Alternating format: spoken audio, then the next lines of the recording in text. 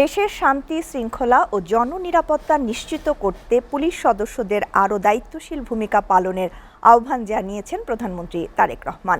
Police সদস্যদের জনগণের আস্থা অর্জনের পাশাপাশি মানবিক ও পেশাদার আচরণের নির্দেশনাও দেন তিনি।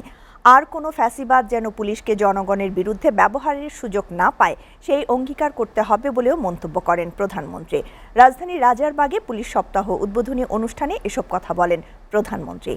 আব্দুল আহাদের প্রতিবেদন। রোববার সকাল থেকে রাজারবাগ পুলিশ লাইন্সে উৎসবমুখর পরিবেশ। বিভিন্ন ইউনিটের সদস্যদের অংশগ্রহণে কুচকাওয়াজ, সালাম গ্রহণ এবং আনুষ্ঠানিক আয়োজনের মধ্য দিয়ে শুরু হয় পুলিশ সপ্তাহ 2026। এদেশের গুলমলতা ছুঁতে চাই। অনুষ্ঠানে প্রধান অতিথি হিসেবে উপস্থিত ছিলেন প্রধানমন্ত্রী তারেক রহমান।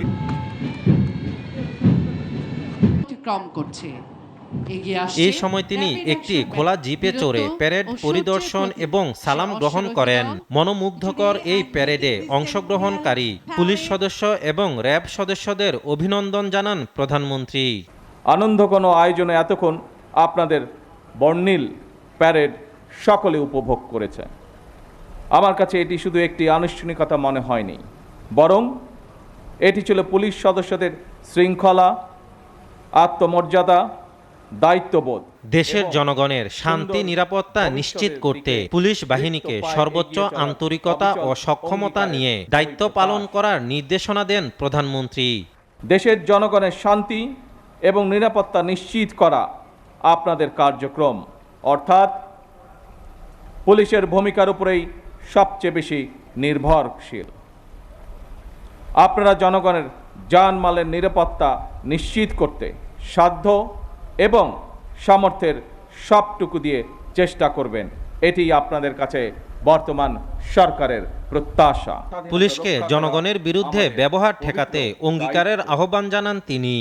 এই বাংলাদেশে আর কোনো ফ্যাসিবাদ স্বৈরাচার যেন পুলিশ সদস্যদেরকে দেশ এবং জনগণের স্বাধীনতার বিরুদ্ধে ব্যবহার করতে সক্ষম না হয়।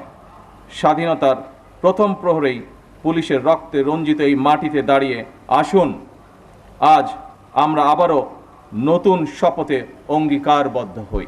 দেশের জনগণের সঙ্গে পুলিশের মানবিক আচরণ প্রত্যাশিত বলেও মন্তব্য করেন প্রধানমন্ত্রী তারেক রহমান। শুধু বিদেশেই নয়, দেশের জনগণের সঙ্গেও পুলিশের মানবিক আচরণ প্রত্যাশিত। আব্দুল আহাদ, এসটিভি, ঢাকা।